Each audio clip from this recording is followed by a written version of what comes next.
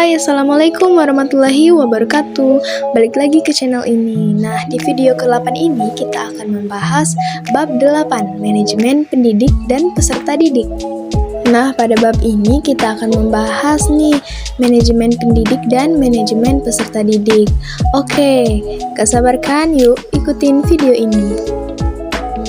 Oke guys, sebelum masuk ke pembahasan materi, kita akan perkenalan diri terlebih dahulu.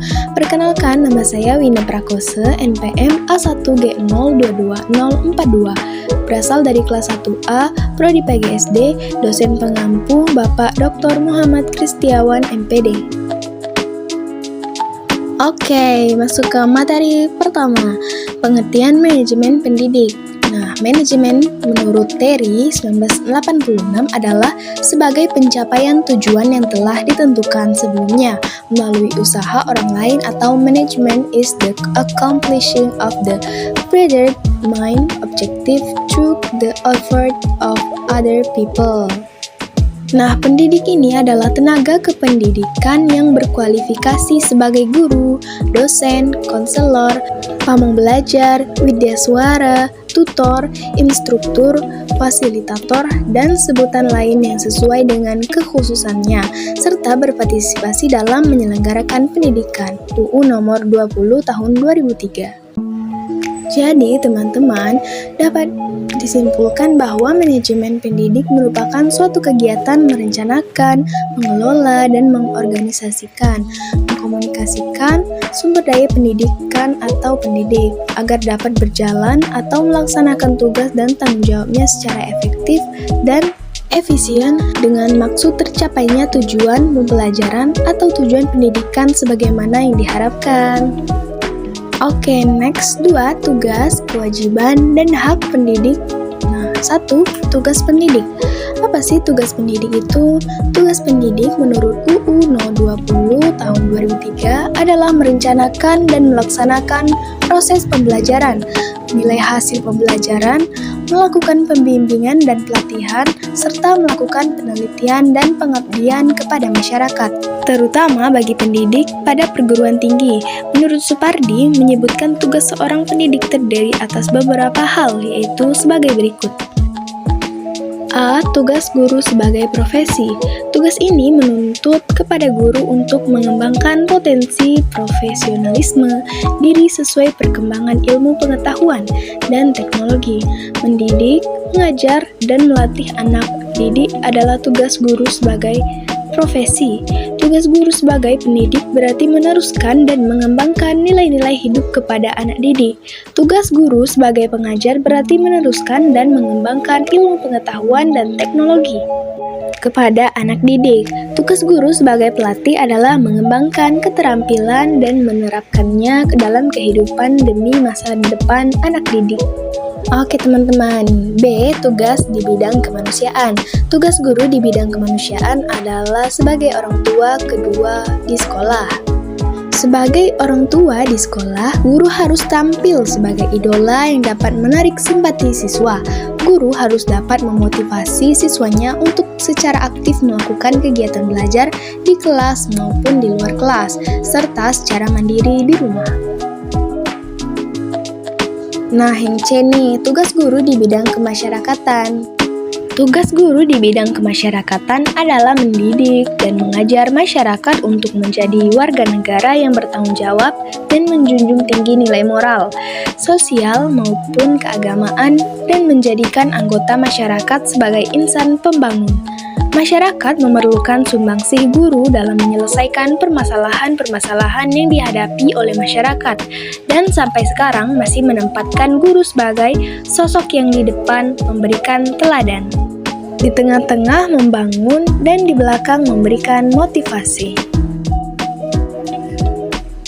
Oke, yang kedua yaitu kewajiban pendidik. Kewajiban pendidik menurut Undang-Undang Nomor 20 Tahun 2003 antara lain 1. Menciptakan suasana pendidikan yang bermakna, menyenangkan, kreatif, dinamis, dan dialogis. Kedua, mempunyai komitmen secara profesional untuk meningkatkan mutu pendidikan. Dan 3. Memberi teladan dan menjaga nama baik lembaga, profesi, dan kedudukan sesuai dengan kepercayaan yang diberikan kepadanya.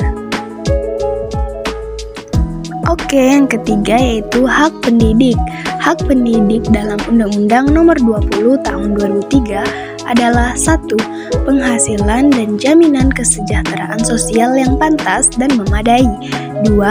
Penghargaan sesuai dengan tugas dan prestasi kerja. 3. Pembina karir sesuai dengan tuntutan pengembangan kualitas. 4. Perlindungan hukum dalam melaksanakan tugas dan hak atas kekayaan intelektual. Dan yang terakhir, kesempatan untuk menggunakan sarana, prasarana, dan fasilitas pendidikan untuk menunjang kelancaran pelaksanaan tugas. Oke, next yang ketiga yaitu peran pendidik.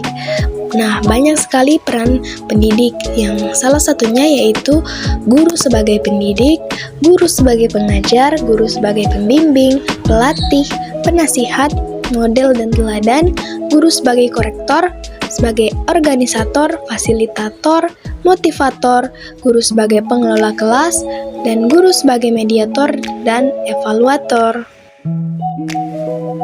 Oke, next lagi yang keempat yaitu penguasaan kompetensi pendidik. Apa saja sih kompetensi yang harus dimiliki oleh pendidik? A. Penguasaan kompetensi dasar. 10 kompetensi versi CBTE kemudian oleh Departemen Pendidikan Nasional dijadikan sebagai profil kompetensi dasar guru di Indonesia, yaitu 1. Menguasai bahan, 2. Mengelola program pembelajaran, 3. Mengelola kelas, 4. Menggunakan media atau sumber belajar, 5. Menguasai landasan-landasan kependidikan, 6. Mengelola interaksi pembelajaran, 7. Menilai prestasi siswa untuk kepentingan pendidikan, 8. Mengenal fungsi dan pelayanan bimbingan dan penyuluhan, 9. Mengenal dan menyelenggarakan administrasi sekolah, dan yang terakhir, memahami prinsip-prinsip dan menafsirkan hasil-hasil penelitian pendidikan guna keperluan pengajaran. Oke, yang B nih, penguasaan kompetensi pedagogik, kepribadian, sosial, dan profesional. Dalam Peraturan Materi Pendidikan Nasional Nomor 16 Tahun 2005 mensyaratkan kompetensi yang harus dimiliki seorang guru meliputi 1. Kompetensi pedagogik. Nah, apa itu pedagogik? Pedagogik adalah kemampuan pemahaman guru terhadap peserta didik, perencanaan dan pelaksanaan pembelajaran, evaluasi hasil belajar, dan pengembangan peserta didik untuk mengaktualisasikan berbagai potensi yang dimilikinya. 2. Kompetensi kepribadian adalah kemampuan guru secara personal yang tercermin pada kepribadian yang mantap, stabil, dewasa, arif, dan berwibawa, menjadi teladan bagi peserta didik, dan berakhlak mulia. Ketiga, kompetensi sosial. Nah, kompetensi sosial ini adalah kemampuan guru dalam berkomunikasi dan bergaul secara efektif dengan peserta didik, sesama pendidik, orang tua atau wali peserta didik, dan masyarakat sekitar. Nah, yang kelima yaitu kompetensi profesional adalah kompetensi dasar tentang disiplin ilmu yang dipelajarinya atau yang menjadi bidang spesialisnya, baik penguasaan teoritis maupun praktis, kemampuan didaktis, metodik, psikologis, keterampilan perencanaan dan pengelolaan, serta kemampuan mengevaluasi hasil belajar mengajar. Oke, masih semangat kan? Kita akan lanjut ke yang kelima, rekrutmen dan seleksi guru dan staf. Nah, kriteria dasar seleksinya yaitu rasional, ilmiah, dan objektif, serta berpedoman pada laporan analisis pekerjaan dan rencana perekrutan pegawai. Efisien dan efektif, memperhatikan peraturan dan ketentuan yang berlaku, dilakukan secara objektif dan jujur, dan dilakukan dengan profesional. Nah, yang B, cara dan metode seleksi ada 5. 1. Seleksi persyaratan administrasi. 2. Seleksi pengetahuan umum. 3. Seleksi psikologi, 4. Wawancara, dan 5. Seleksi referensi. Nah, C. Tujuan rekrutmen dan seleksi guru dan staf adalah 1. Untuk menetapkan kebutuhan rekrutmen organisasi masa sekarang dan yang akan datang, hubungannya dengan perencanaan SDM dan job analysis. 2. Untuk meningkatkan sejumlah calon pelamar kerja dengan biaya minimum. Yang ketiga, untuk membantu meningkatkan angka keberhasilan dari proses seleksi dengan menurunkan sejumlah pelamar kerja yang bermutu rendah atau underqualified, atau bermutu terlalu tinggi atau overqualified dengan jelas. 4. Untuk membantu menurunkan kemungkinan pelamar kerja yang setelah direkrut dan diseleksi akan terhengkang dari sekolah. 5. Untuk memenuhi tanggung jawab organisasi bagi program, tindakan persekutuan dan hukum lain serta kewajiban sosial. 6. Untuk mengawali identifikasi dan menyiapkan pelamar kerja potensial yang akan menjadi calon pegawai yang sesuai. Dan yang terakhir, untuk meningkatkan keefektifan organisasi dan individu untuk mengevaluasi keefektifan teknik dan pencarian rekrutmen yang beragam dari semua jenis pelamar kerja. Oke, kita sudah memasuki materi yang kedua, yaitu manajemen peserta didik. Apa sih pengertian manajemen peserta didik? Nah, menurut Asmendri, peserta didik adalah orang atau individu yang mendapatkan pelayanan pendidikan sesuai dengan bakat, minat, dan kemampuannya, agar tumbuh dan berkembang dengan baik, serta mempunyai kepuasan dalam menerima pelajaran yang diberikan oleh gurunya. Peserta didik adalah sosok manusia sebagai individu atau pribadi manusia seutuhnya. Individu diartikan orang yang tidak tergantung dari orang lain, dalam arti benar-benar seorang pribadi yang menentukan diri sendiri dan tidak dipaksa dari luar, mempunyai sifat-sifat dan keinginan sendiri menurut Ahmadi. Nah, apa saja langkah-langkah perencanaan peserta didik? Ada 7 nih. 1. Forecasting atau membuat perkiraan dengan mengantisipasi ke depan. 2. Objectives atau perumusan tujuan. 3. Policy atau kebijakan. 4. Programming atau seleksi atas kegiatan-kegiatan yang sudah dirumuskan pada langkah policy.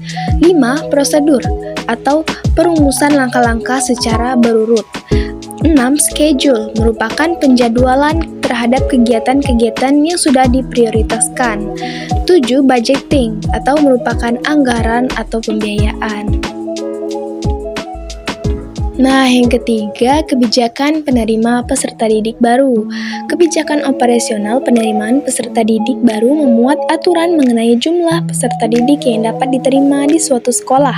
Kebijakan penerimaan peserta didik baru dibuat berdasarkan petunjuk-petunjuk yang diberikan oleh Dinas Pendidikan Kabupaten atau Kota. Oke, next. 4. Sistem penerimaan peserta didik baru. Ada 2 macam sistem yang digunakan dalam penerimaan peserta didik baru, yaitu sebagai berikut. A. Sistem promosi merupakan penerima peserta didik baru yang sebelumnya tanpa melakukan seleksi. Mereka yang mendaftar di suatu sekolah diterima begitu saja. Sistem yang demikian biasanya berlaku pada sekolah-sekolah yang pendaftarannya kurang dari jatah atau daya tampung yang ditentukan. Nah, yang kedua, B. Sistem seleksi. Ini dapat digolongkan menjadi 3 macam, yaitu seleksi berdasarkan daftar nilai, EPTA murni atau DANEM. Yang kedua, berdasarkan penelusuran bakat, minat, dan kemampuan atau PMDK. Yang ketiga adalah seleksi berdasarkan tes masuk. Next lagi ya, yang kelima, kriteria penerimaan peserta didik baru. Ada 3 macam kriteria penerimaan peserta didik, yaitu sebagai berikut. A. Kriteria acuan patokan atau standard criterion reference merupakan suatu penerimaan peserta didik baru yang didasarkan atas patokan-patokan yang telah ditentukan sebelumnya. Nah, yang kedua, kriteria acuan norma atau norm criterion reference, yaitu penerimaan peserta didik yang didasarkan atas keseluruhan prestasi peserta didik yang mengikuti seleksi. Yang C, kriteria berdasarkan daya tampung sekolah. Sekolah terlebih dahulu menentukan berapa jumlah daya tampung calon peserta didik yang akan diterima. Next lagi ya, yang keenam, rekrutmen peserta didik. Penerimaan merupakan kegiatan yang pertama dilakukan oleh lembaga pendidikan maupun perguruan tinggi lainnya. Prosedur perekrutan peserta didik menurut Asmendri antara lain sebagai berikut. A. Pembentukan panitia penerimaan. B. Rapat penerimaan peserta didik baru. C. Pembuatan, pengiriman, atau pemasangan pengumuman. D. Pendaftaran peserta didik baru. E. Seleksi peserta didik baru.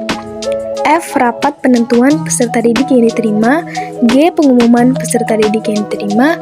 Dan H. Pendaftaran ulang peserta didik baru yang diterima. Oke, materi yang terakhir yaitu 7 orientasi peserta didik. Orientasi merupakan perkenalan situasi dan kondisi sekolah yang diberikan kepada peserta didik. Situasi dan kondisi tersebut meliputi lingkungan fisik dan lingkungan sosial sekolah. Lingkungan fisik sekolah meliputi jalan menuju sekolah, halaman sekolah, tempat olahraga, gedung dan perlengkapan sekolah, serta fasilitas-fasilitas lainnya yang disediakan oleh lembaga yang bersangkutan. Lingkungan sosial sekolah meliputi kepala sekolah, guru-guru, tenaga tata usaha, teman sebaya, kakak kelas, peraturan atau tata tertib sekolah, layanan peserta didik, serta kegiatan dan organisasi kesiswaan yang ada pada lembaga. Oke guys, itu saja materi yang saya sampaikan hari ini. Semoga bermanfaat. Jangan lupa like, komen, dan subscribe, serta share kepada teman-teman agar kita memiliki pengetahuan yang luas. Semoga bermanfaat ya. Assalamualaikum warahmatullahi wabarakatuh. Bye-bye.